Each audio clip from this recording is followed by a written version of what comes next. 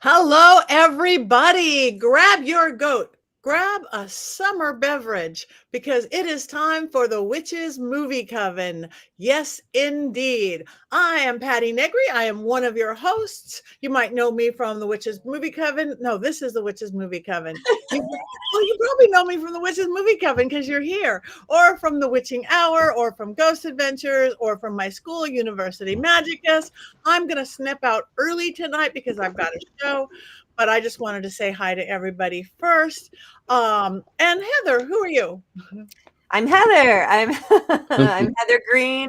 I am the author of Lights, Camera, Witchcraft, a critical history of witches in American film and television, the definitive guide to all things witches and witchcraft in our favorite movies and some of our not favorite movies, perhaps. I am a journalist. I cover the occult and all things witchy in mainstream media, as well as a as well as a editor at Llewellyn Worldwide. It's summer. We don't have to speak good today. Good, not well. No. Well, good. Richard-Lael. I am Richard-Lael. Richard-Lael is one name, not two. If I were just Richard, I would be a. With that, I am so well known for a lot of things. Of course, like you, Ghost Adventures, and on. Oh goodness, I was on. University Magicus. I'm there all the time, and there was a resurfaced clip of a show I did nearly 20 years ago. That's trending now, so I'm a little bit of everywhere. Yay! And last and certainly not least for the day, Jason. I'm Courtney Buckley. Wait, I'm not Courtney Buckley. That's me. That's true. I should have said that's me. It's Courtney Buckley. We just miss Courtney so much. I'm Jason Mankey. I've written a lot of books. This is one. This is Rogady Bog, which is the horned god of the witches in Polish, which just is always cool. I don't do a lot of things. I just write and talk a lot and hang out with this coven. Courtney says, "How dare you impersonate me, Jason?" I can see the sunglasses are probably on right now. That's true. Like she's like, true. And we love you, Courtney. Courtney is not feeling well. She can't talk. So she is there hanging out in our chat room. Hopefully. Courtney is here. Courtney is actually a witch. She's the only real witch because according to this movie, witches don't appear on film. And so that I think that makes Courtney the only real witch. Because she's not on film right now. And the reason we were all dressed so summery and have summery drinks is because we have a movie today, and it is Summer of Fear. It's a 1978 Wes Craven movie starring the one and only Linda Blair. Oh yeah, that's spooky. When do you see the movie? That is spooky. So I don't know. If in case you didn't see it, hopefully you guys all watched it because we tell you in advance. Richard-Lael, do you have an unbiased synopsis of this lovely film? I do have an unbiased synopsis. So here's the deal. Linda Blair is hands down the scream queen of Halloween. And she is a brilliant actress in everything that she does. And I'm not going to say much more about that on here. It also has a notable voice, more so than it has the name, although the name is pretty popular too, but the voice is really iconic. And if I were to do it, you would say, "No, I hate you, I hate you, I hate you." It also has Fran Drescher. So with that, the storyline is about this little girl, Linda Blair, whose aunt and uncle has passed away, and their daughter has survived the car accident and comes to live with her parents. And it starts off okay. I won't say it starts off well, but it starts off okay. And then everyone starts saying, well, oh, we really like this girl, but her accent is really strange. She doesn't live in the Appalachians very much, and she spends all of her summers in the East. Why does she have this Southern drawl? Why is she so different? And she moves in, and everyone loves her until the point where she starts trying to be Linda Blair. And honestly, who wouldn't want to be Linda Blair, right? Who would not? The strange thing is that then she starts dressing better than Linda Blair.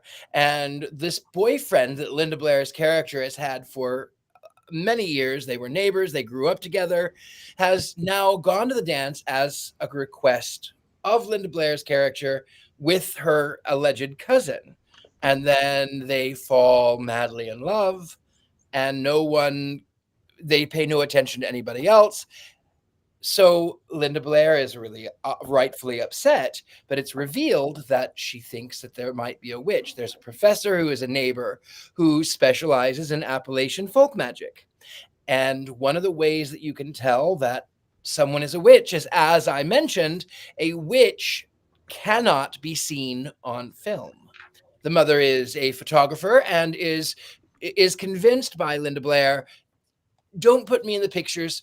Take a picture of our cousin. Take a picture of the cousin. It is revealed, however, that this cousin is trying to seduce Mrs. Robinson. I mean, is trying to seduce the father. And she almost succeeds, because even the wife says, don't you find it strange that you are focusing so much energy onto this child who is strangely not a child, but is supposed to be a child? And then vision happens of a car accident. The mother ends up by going up to Malibu Canyon, and the car won't stop. There's a chase scene. The witch comes through. However, this witch, the boyfriend are back together. I mean, the Linda Blair and the boyfriend are back together. The witch is chasing the car. Mother is coming the other way. Somehow they end up by getting out of the car. The witch ends up by going over the edge of the cliff. And then I think that everything is okay. Everything is copacetic. Everything is fine until the moment where the next scene, the final scene, it shows the witch showing up for her first day on the job as the governess. Now, by the way, I forgot to tell you, she also murdered the entire family. She unalived the entire family. She was an imposter. She is an Appalachian witch. She was hired on as some sort of maid, and then decided she would unalive the entire family and then take over. And for whatever reason, she just likes to take over people's families, and there's no money involved. It's just, she just takes over their families. That's it. She's just looking for a place to live. Right? I mean, I got to tell you though, there is no relationship stronger than a Capricorn who's looking for a place to live. So maybe I get that. Thank you. Now we understand the movie completely. I don't. More or less. Heather, is this something that's in your book, perchance? It is. It does show up in my book, in the chapter on that is covering the 70s. Of course, this is released in 1978. It was a made-for-TV movie, and I'm going to give you 5 things that are important for you to know about it. First, Wes Craven. We must talk about Wes Craven. Number 2, 1970s horror themes, because this really encapsulates some of those. So I'm going to bring those out. The teen legacy and why that's important. The author of the original book, which was Lois Duncan. I'm going to mention that. And then 5, a couple of the characters. Some have been mentioned already. So let me start with Wes Craven. I have got a biography. What a fascinating man. This is, when you think of horror movies, American horror movies, probably one of the first people you think about is Wes Craven. When you think about Wes Craven, you probably first think Freddy Krueger. Maybe some people Scream. Wes Craven is an amazing figure in movie making and in horror, in recent horror. And some interesting things about him. I found it fascinating diving a little bit into his history. He was a master's of philosophy, had no interest in film whatsoever. He was a teacher who couldn't get a job. He did a few films, originally admitted to doing some pornography films, including working on Deep Throat, 1972. But he still was a teacher. And he pretty much got into film first by just taking a non-paid job in post-production, doing editing. And he learned from no other than the folk singer Harry Chapin. He was not a folk singer at the time. And then he got a messenger job between post-production stuff. This is actually a normal job between post-production houses in New York and in LA, where he ran into Sean Cunningham. And if you know who Sean Cunningham is, producer, director, eventually the creator of Friday the 13th. So that person gave him the opportunity to do a low budget film, which was his first one, The Last House on the Left. And then he wrote it, directed it, and edited it. And then he did a few more. We had The Hills Have Eyes in 77, Firewalk Woman in 1975. Of course, that led to this one. It gave him the opportunity to do this film, which is a made-for-TV movie. One of the few that he did not actually write. Between this and 1984, which was A Nightmare on Elm Street, he did Deadly Blessing and Swamp Thing. He also did Invitation to Hell, another TV movie. I've seen that one. Some other notables, you have Serpent and the Rainbow, 1988. And of course, the Scream movies starting in 1996. And in fact, Scream 4 was his last film in 2011. He died in 2015. So I find him fascinating. I love the stories behind these directors and how they came about. And he said he didn't care about going into horror. Didn't try to do this. It just happened. And he said horror eventually was very therapeutic for him.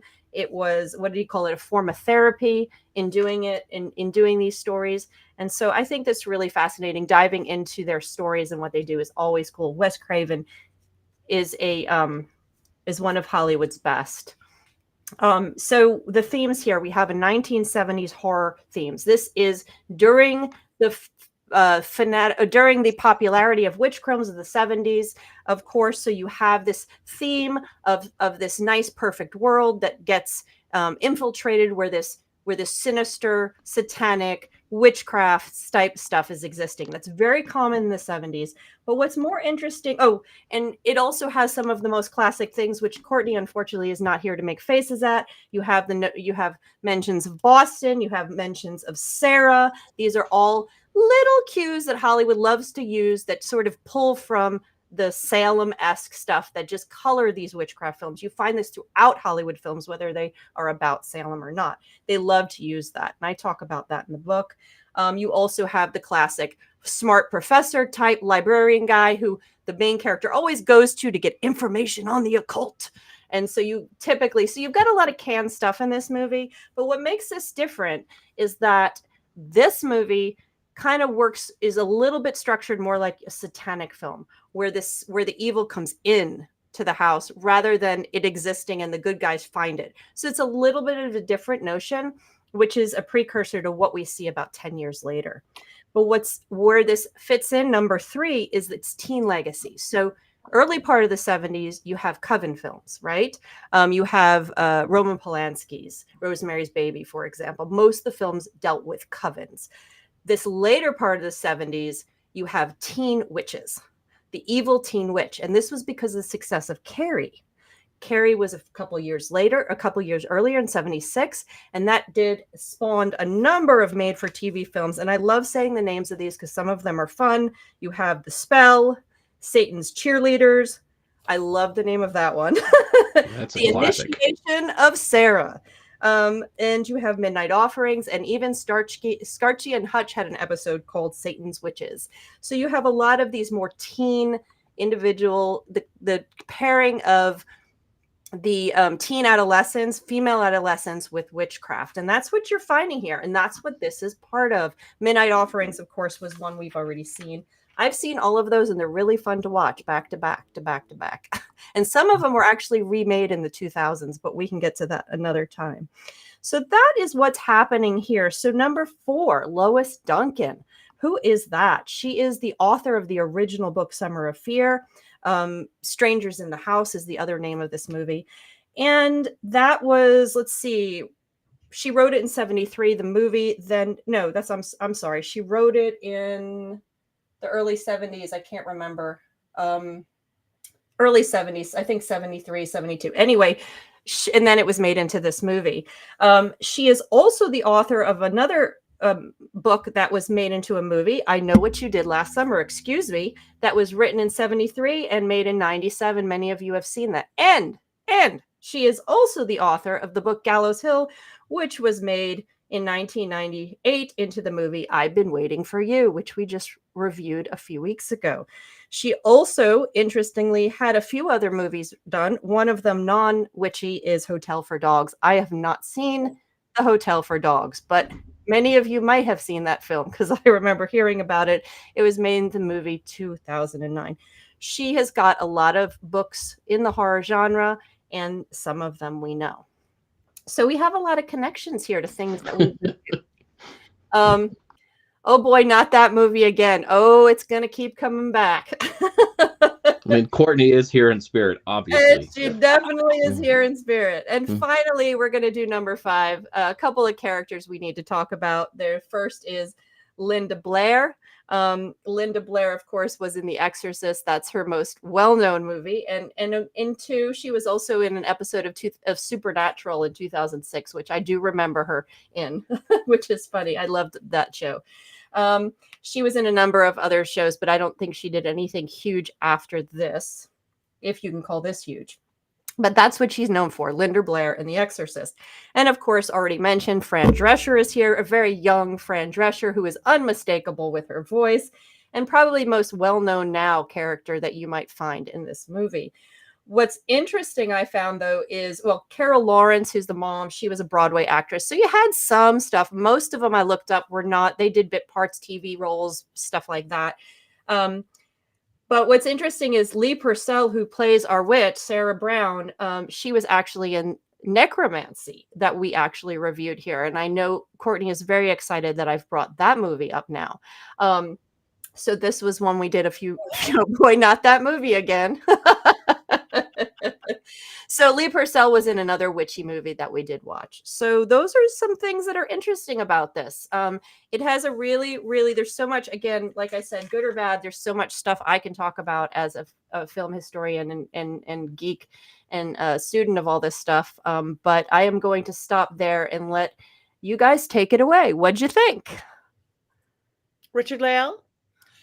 I think that it was the 70s.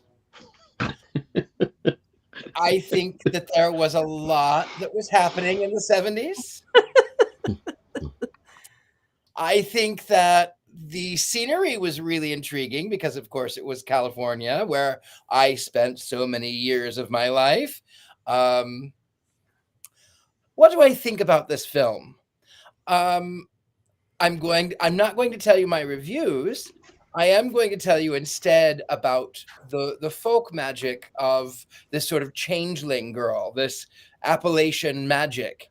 And I think that it was really well done in the sense that she didn't really have any motivation except we were looking for a place to live. There was no money exchange. There was no other reason, but she was looking for a place to live. And I can respect that. I understand her in that. I did like her sort of transformation from typical Southern country girl from the Appalachians into a girl from California in 1978. So I can definitely say there was some hair also. There was a lot of hair. For sure. It does play into it. She wants to get the hair that her cousin has, Linda Blair. So there's something into it. And I think somebody else should talk because otherwise I'm going to tell my opinion. All right. Jason, you popped up. You know, when I was watching it, when I found out that our witch is from the Ozarks, it made me wonder if any of that was actually inspired by this book, which originally came out in the 1930s, but then was re-released in the 1960s as a Dover thrift edition, making it super cheap. And people who talk about magic and witchcraft in the Ozarks still consult this book. It was written by a guy named Vance Randolph, who was not from the Ozarks, but he lived there, and he asked everybody about witchcraft. And there's a ton of magical stuff in there. And while I'm watching the movie, she has a tooth at one point. She does something with the hair of a horse in order to kill it. She puts spots on a picture of a person. That's all the kind of magic that is in this book and that people would have been doing. I mean, the magic was actually pretty well done in this film. Somebody did a little bit of homework, which really surprised me after the way the movie started. I am from the Ozarks originally, and I don't always tell people that I am, but I am from the Ozarks, and where my parents were not. My mother was from California, and my father grew up in the Ozarks, but both of my parents did Ozark folk magic. I mean, they didn't do any spells or hexes so much, but they would do blessings. I still remember when we moved, I was 5, and my parents moved to this house in the country. My father went out with red thread around the entire place, sea salt and olive oil.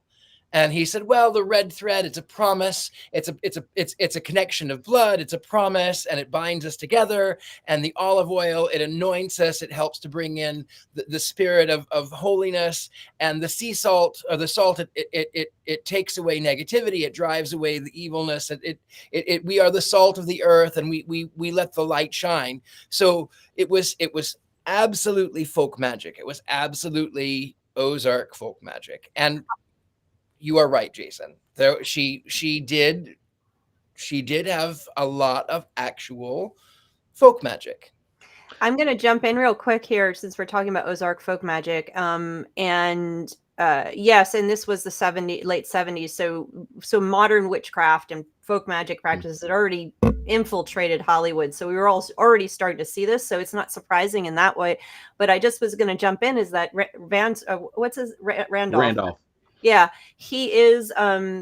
He was one of the few, and I've currently worked with another. If you're interested in Ozark folk magic, I've worked with an author called Brandon Weston. He has 3 books right now out, and he is the real deal. He lives there. He practices the magic. He writes about them so that modern practitioners can do them. And he talks about the red thread and all of the things. And I'm sure that he would have have some comments on that. And I tend to, having worked on his books, tend to agree. It was pretty legit. Good. Thank you. All right. Thank you. Okay. I will go next. I am a Southern California girl. I was here in 78. So that all worked for me completely. That world, my hair never got that big, no matter what. I tried and tried, but I don't quite remember that. Jason, you could have done it, but I couldn't. I really didn't want to like it because it's like, oh, bad acting, cliche plot lines. I loved it. I loved it. I got involved in it. I cared about Linda Blair. I didn't like what that bad girl was doing, I'm like, I'm into this movie. I'm not going to watch it as a critic from the outside. Whenever I do that, that means I'm entertained. And to me, that's what a movie is about. I followed it. I followed whatever storyline there was. It all made sense. It billed like a story should to me. For whatever a TV movie, low budget 78 TV movie, I just, after the first 5 minutes of wanting to hate it, I gave in and just said I enjoyed the whole damn thing. Your Uber is coming. I heard that. I know my Uber is coming and it's on the way. The Uber is coming. The Uber is coming out of here. So, but yeah, I wasn't that girl, but just the ways of being and the boyfriends and the moms and all that thing, being a young girl at the time. I liked it. I really liked it. Summer of Fear. Cheers. I liked it too. I liked it. I really, really liked it. You like me. You really, really like me. Did you really like it? I actually did like it. I followed it. I thought it was intriguing. I wasn't lost at all. I did think, however, when she revealed the plan, when Linda Blair's character, Rachel, I think, when she gave the plan of, I'm going to find you out, that was when she everything sort of went downhill. Never tell someone that you're going to find them out. Never give them your plan. Yeah. Also, what was that? No, I agree. That I was screaming at her. I was screaming at the screen, and I don't do that. Right. Don't give someone your plan, especially when they're evil.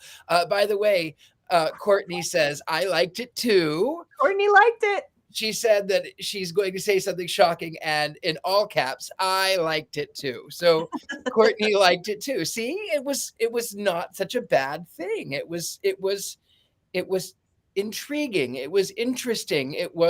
But again, never tell the plans to someone that you want to sort of win over or whatever. Don't tell the plans. Oh, it was a horrible movie. I mean, did I like it? I kind of did, but it was a horrible movie. You're watching the movie, and there is this gigantic wrestling match in the green room, and there are moments you can tell like that's the stunt double of Linda Blair because her hair will change while she's grappling on the floor. And then the witch's character just sort of changes all of a sudden. She doesn't have to do spells in the traditional way that we do spells. All of a sudden, she can take over cars. She hulks out at one point and like beats a hole through the door and the wall, and then she blows the door off its hinges. It's like, why didn't you do this before? Like, why were you just messing with these people? And then there's the car chase at the end, and I'm watching that, and Julia, the bad witch, she kind of starts tumbling down the hill. If you look closely, the car catches on fire before it hits the rocks. So it's just in the air and it catches on fire and then it gets smashed. Cars don't catch on fire that way anyways, but I'm guessing they only had one shot to ruin that car for this made-for-TV movie. And I thought it was hilarious. This is a negative times a negative somehow equals a positive movie. And I couldn't help but like it just because it was so cheesy and silly in so many ways. Oh, I agree completely. It's not a well-made movie. It's No. not going to win Academy Awards, but I did like it too. And I think the fact that a cheesy movie like this could actually be something people liked is probably the reason why Wes Craven continued making films. And it is one of the better ones of this whole genre of teen films, made for TV films at the time. I did love it. I do have to say, similar to The Craft, and that's sacrilege to say, I had trouble with the ending. I think they lost it at the end, where the witch goes a little bit over the edge, the glowing red eyes and the bursting through the room and all of that stuff. And the levitation circa 1978. Yeah, by that point I was like, they could have had a little bit of a better ending. And it's the same thing. I still have that same reaction with The Craft. Again, that's sacrilegious when I say that for many people, but hey, it's my opinion. So I think I really enjoyed it. I was very surprised after watching all of the string of other post-Carrie films of like, yeah, this is very made for TV. You can see it. And then you get this Wes Craven film and he just added something extra to it. As cheesy as it was, there's just something about it that you just like. It barrels towards the end though. Like it's with 20 minutes to go. It's like, oh, we need to finish this movie. Exactly. How can we finish this movie? While the first hour just sort of plods along, all of a sudden now we have to like express the film. And yeah, it is a little abrupt and a little too fast, I think, at the end. But I was curious, when did Linda Blair, when did she and her boyfriend get back together? Because he didn't want anything to do with her. And then all of a sudden he's in the car and away from the spell of the witch. And then he's like, well, I'm where are we going? And then the car just automatically starts driving by itself, and the witch can control the car but can't control the car enough. I don't get that part. Technicalities, Richard-Lael. Technicalities. The witch can pop up the hood, press the gas pedal, but can't assume full control of the wheel, apparently. Right? Maybe it's because it's a circle and the circle is sacred. She can't control the circle. I must say, except for the voice, I would not have known that was Fran Drescher. She was so young. Except for that telltale voice. I'm like, I know that voice. What is that voice? Oh my God. As someone who's watched Saturday Night We Fever, work so hard. as a Saturday Night Fever fan, I'm used to seeing young Fran Drescher because she's in that movie too. Also very young. So I was like, I'm used to seeing 19-year-old Fran. I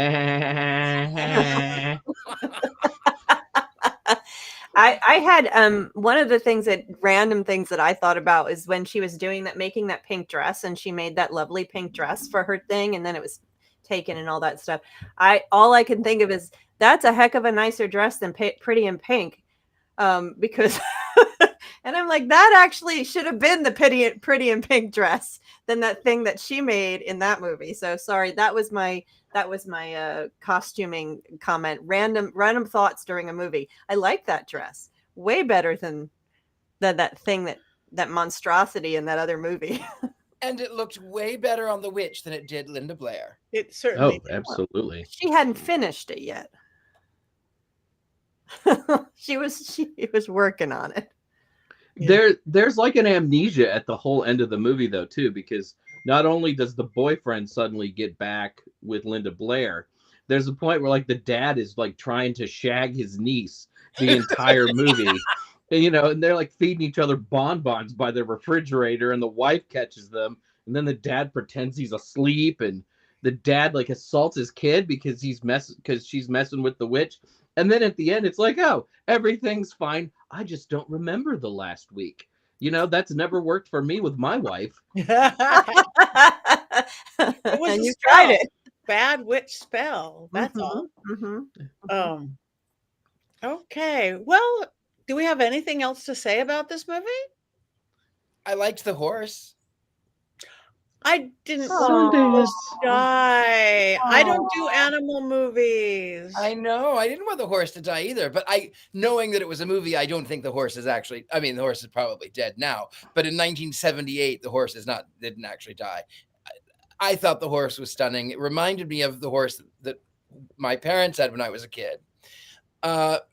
Courtney says, yes, all the attempted shagging by all the characters was a lot. Yes. Linda Blair, how old was she supposed to be? She looked so young to me, like yet way younger than the cousin, who was supposed to be just a little older. And she acted like a older teenager, but I don't know. She looks like a baby. Well, you know why she looks like a baby? It's because with all of that hair, her face is like this big. Yeah, maybe that's it. It's a lot of hair. Okay. Mm-hmm. That was another thing about this film too, is like, how 12. old are these girls? How old are these young women, girls, or whatever? I mean, I guess it comes out later that Julia is in college, which makes you wonder why she would have to go live with her aunt and uncle.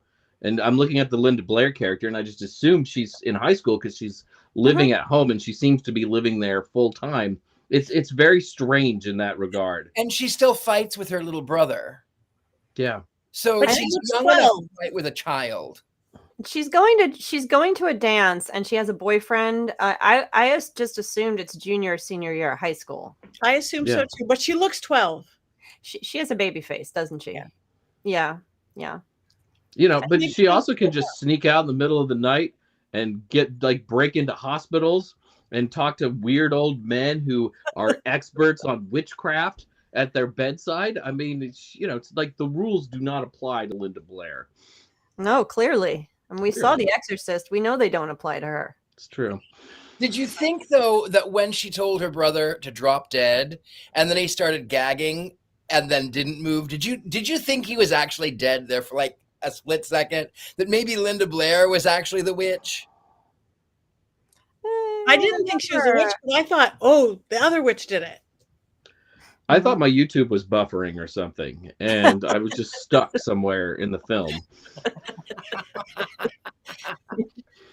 Well, anyway, my Uber is going to be here in 5 minutes, so I want to start to make my goodbyes to everybody. I miss you when I'm not here. I'm actually not going to be here next week because I have a book signing at Barnes and Noble. Anybody in Los Angeles?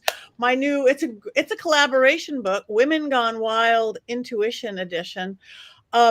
women from all over the world, each doing a chapter on intuition. We just did a huge launch in New York. They're doing one in Florida. I just didn't want to go to Florida.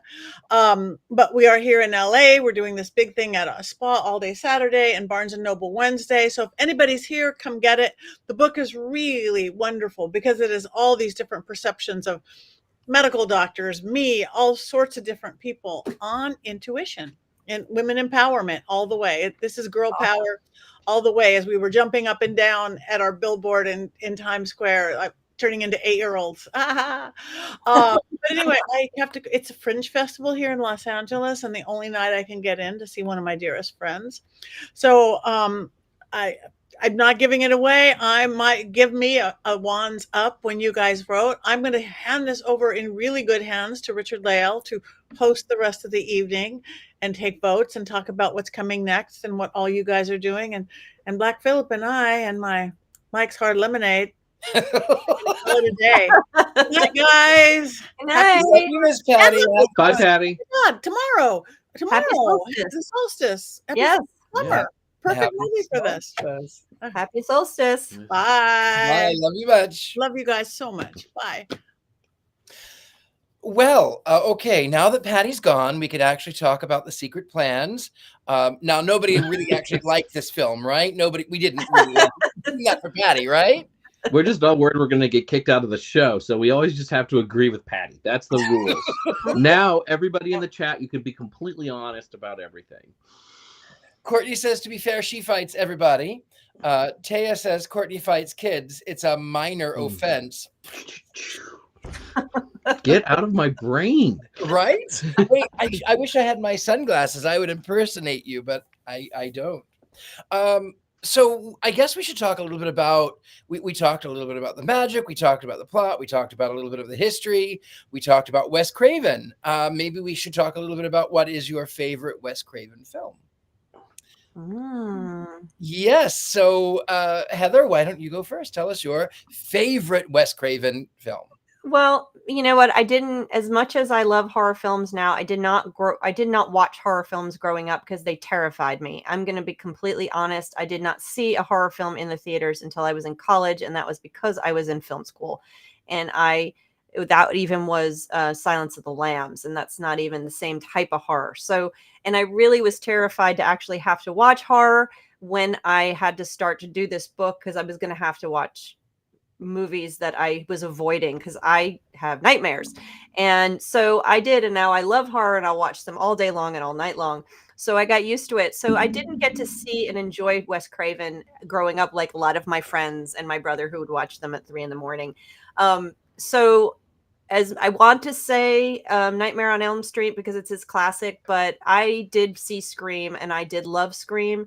I have not seen all of his films, so I cannot. I would have to get a list and give you. I'm Gemini, so I'm not giving you a distinct answer. Ask me tomorrow to be a different movie. But I did love Scream, and I do appreciate Nightmare on Elm Street from a historical and filmmaker's perspective.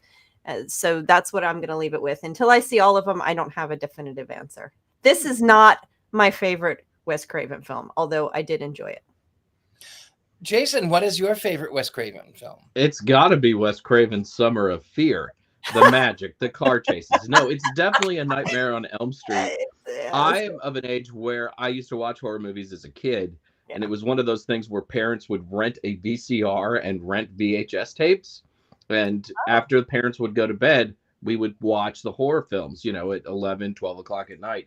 And one of those was A Nightmare on Elm Street. And I was absolutely terrified. There's the whole rhyming with Freddy, Freddy's coming for you. 3, 4, better lock your door.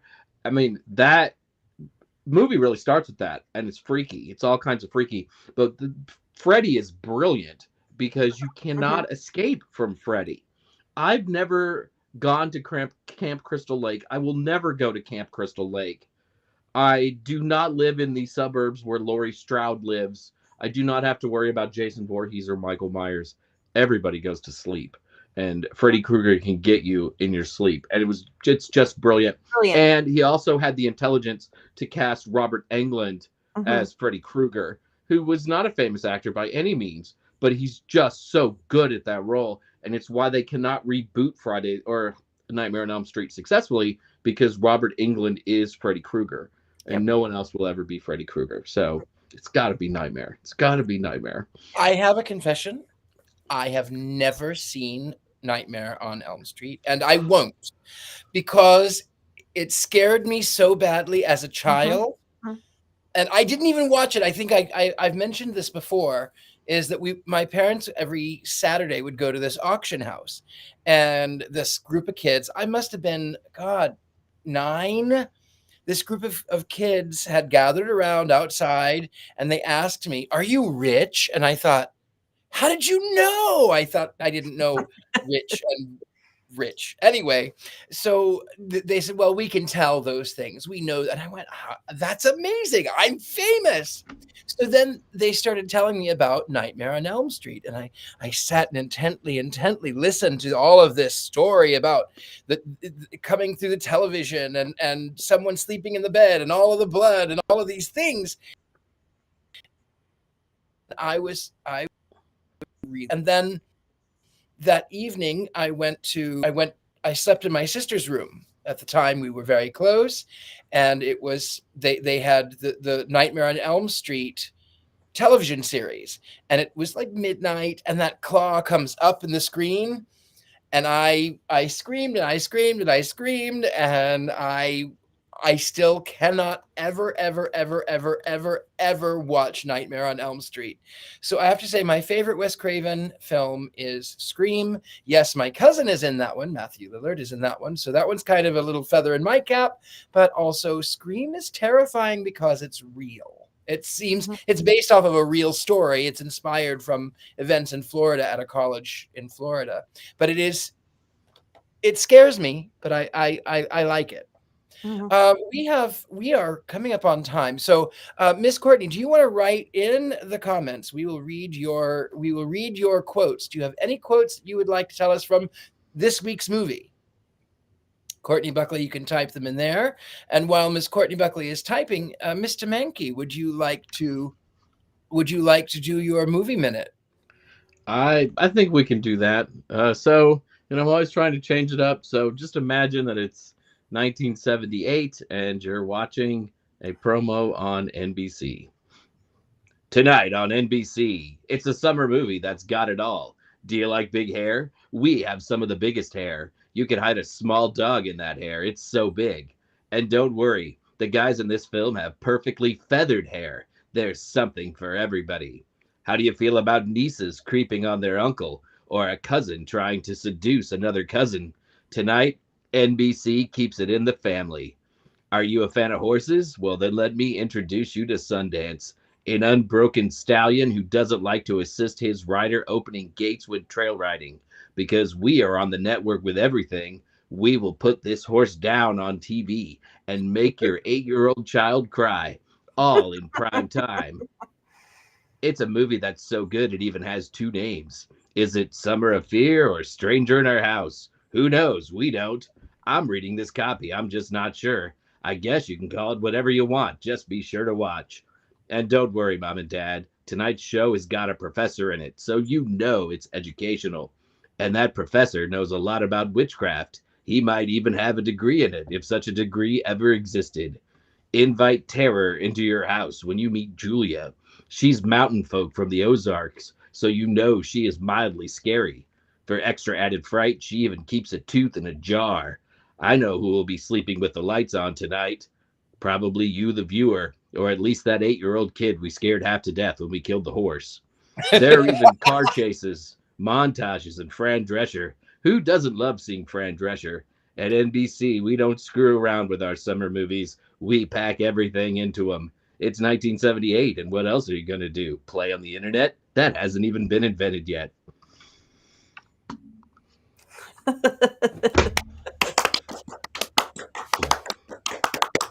It was renamed when CBS brought the movie, so that's why it was also released in Europe too, and they used the second theatrical name. release. Yeah, the second name is better because otherwise, if you have Stranger in the House, it gives it all away. I mean, true. Summer of Fear, and then CBS changed it, and then it went to Europe, and it became It stayed Summer of Fear. L'été de peur. When did they add Wes Craven's name in front of it? Because it couldn't have been in 78. No, I would guess not. I don't know the answer until I could pull out some academic books, but no, it had to be after Freddy Krueger and all of the stuff. Everything became Wes Craven's after that. The name before the title. That's a huge thing. Yeah. So Ms. Courtney Buckley has her favorite quote, and it says, "Julia, I like my hair this way. Mike does too. So does your father, Rachel. So does your father, Rachel. Well, I can't stand a thing about you, and that includes your hair, Julia. How rude." What if we read that together, Richard-Lael, and you were Julia and I was Rachel? Just to get the whole thing in. We'll get the whole thing. "I like my hair this way. Mike does too. So does your father." Well, I can't stand a thing about you, and that includes your hair. How rude. There you go. And scene. Let's see if there were any others. Yeah, Robert Hicks says, "I agree. Summer of Fear was the best title for it." Mm-hmm. The second It one. It is a better one, because if you have Summer of Fear, if you have a Stranger in the House, you automatically know there's something strange about her, and she's supposed to be your cousin. So no, it's much better. Courtney says that was better than the movie. We deserve an Oscar for that, I think. Any other quotes? Richard-Lael and Jason should do the whole movie. On a slow night, maybe we'll do selected scenes from this movie going forward. It is kind of slow. We're two cast members down. And when we're together, we will reenact the entire dark room fight scene. Me versus Richard-Lael, writhing around on the floor. Red eyes, Richard-Lael? I might have. I don't drink, but I might have some red eyes. Okay. Also, you'd have to be very careful. I am from the Ozarks, so it's that I seem like I have teeth in a jar, and then instantly levitation. So you have to be very careful about that. I did send everybody a quote because I think this movie is funny all the way through. Like the Linda Blair character at one point just says, "He's from the university. He knows a lot about witchcraft, and he's a friend of my parents." I just love that. He's a friend of my parents. You're going down. She was a little whiny, wasn't she? She kind of had that teen. Yeah, I was rooting for the bad witch. I will admit it, almost all the way through the movie. I just found her more interesting. She was more interesting, I think. She was in the Ozarks. She was hired as a maid. She had been sort of educated only by folk magic, and she spoke with an Ozark drawl. And sometimes she didn't the entire way through. Wasn't consistent. It was not consistent, but she definitely was not someone who spends their summers in Boston. So, or wherever it was. I think it was Boston. But definitely not Massachusetts. But she was. I kind of felt badly for her, because I want to know, where are her parents? Where are her friends? Why has she decided that she just wants to go live into other people's realms and pretend to be some cousin? That's that lurking evil. That's the whole premise, is that witches aren't, in most cases, these witches are biological witches. They have things that they can do. They aren't learned witches. They don't have families. They're just scary. They're just this evil that lurks, and they appear for random reasons. In the extended cut that she learned all of this magic from grandmother. It's the Ozarks. Obviously, she learned it from her grandmother. Probably. But the Ozark folk witches do not blow things up with their hands and don't have red eyes that I know of. Brandon Weston has never spoken about. Vance Randolph would disagree. Is there Yeah, Vance Several Ram- tales about the witches tell of red eyes Oh, there and you being go. able to blow doors off of their hinges. I, of course, don't believe these stories, but many of the hill folk here have said they are real. Vance Well, Randolph, that's it. page That's something, it. something, something. Yeah, I didn't. Your eyes weren't focused on the pages when you were reading that. So, did you memorize it? I know this book well. I've quoted it in several of my books. That's why I happen to have this copy near us during the show, That is and I knew exactly where to flip. I'm just gonna knew. I'm gonna have to consult my expert and find out about red-eyed practitioners in the Ozark Mountains and the history behind that. So, and I will report back. Out of curiosity, and Heather, maybe you would know a little more about this.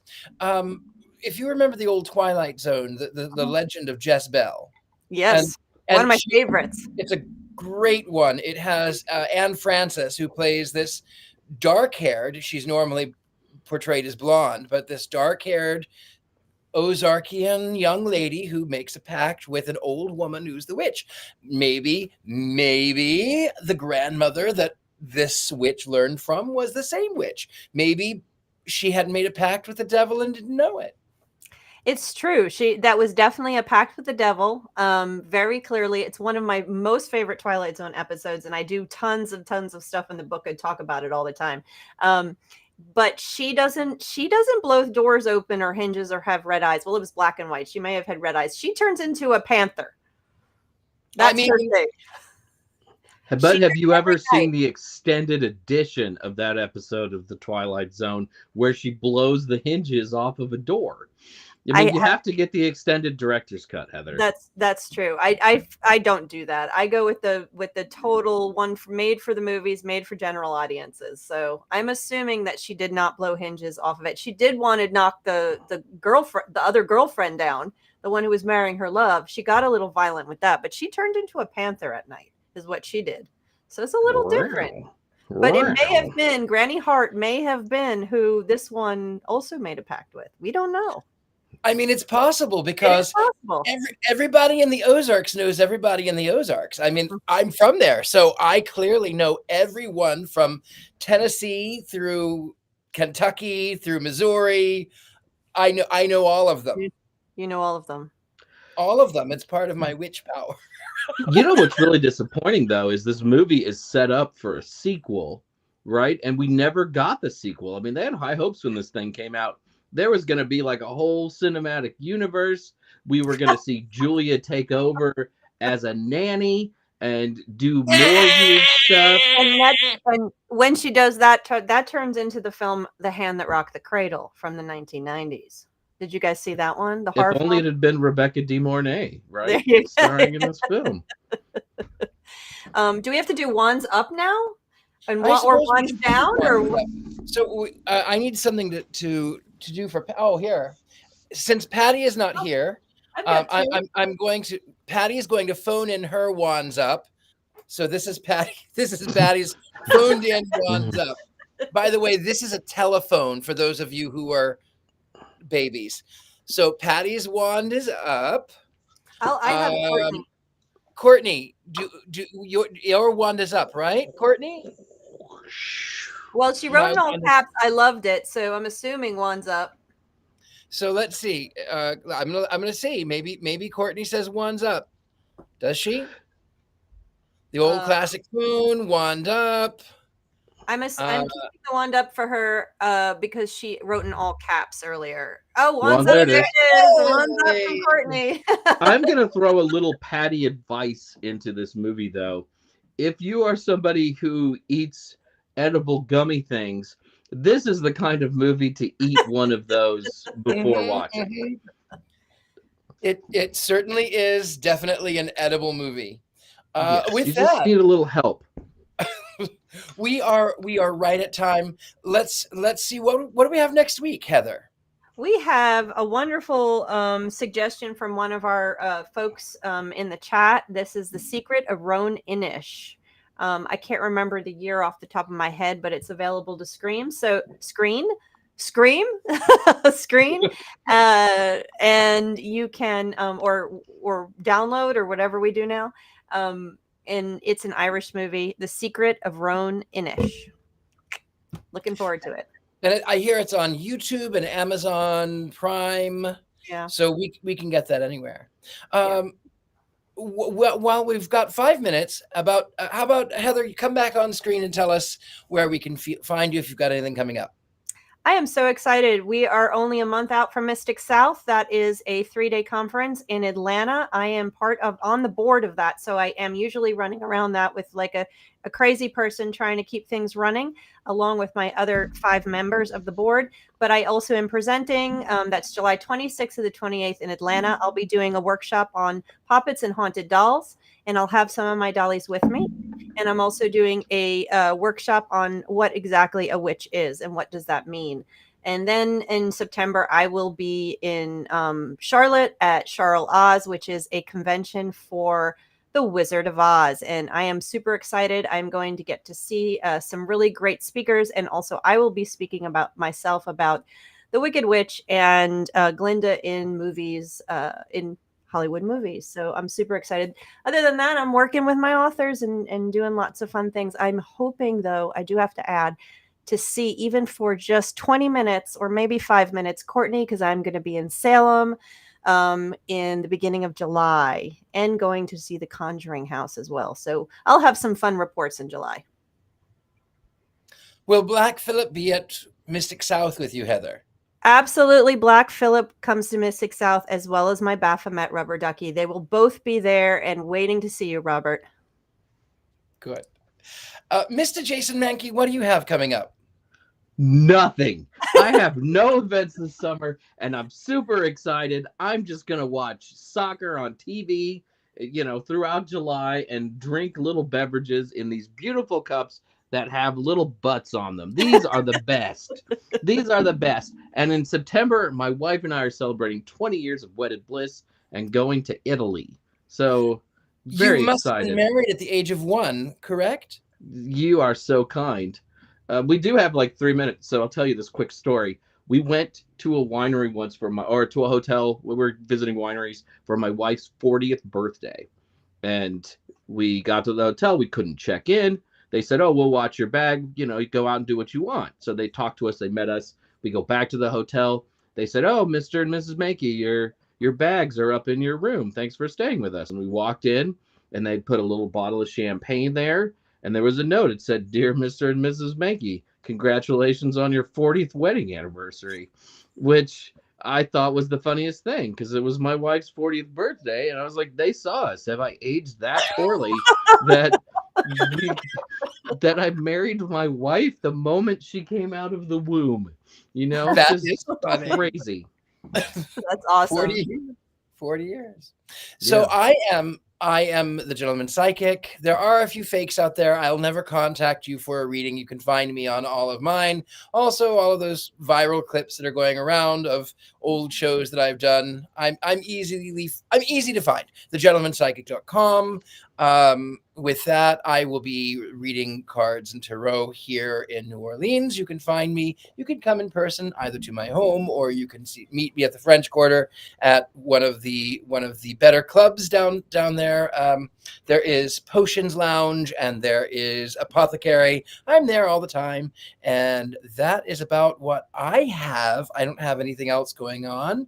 I don't want to end it exactly right yet. We have about another minute and a half before we actually have to laugh. So maybe I should tell a story.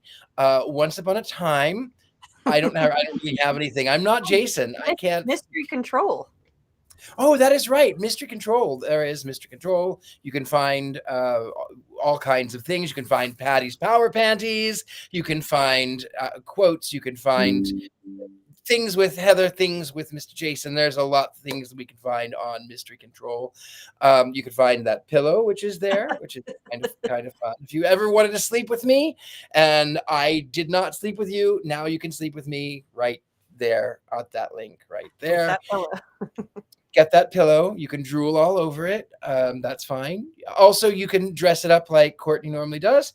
I definitely needed some underwear. So with that, I think now there is only one more thing left to do, and that is to do what witches always do. That is to cackle. And here we go.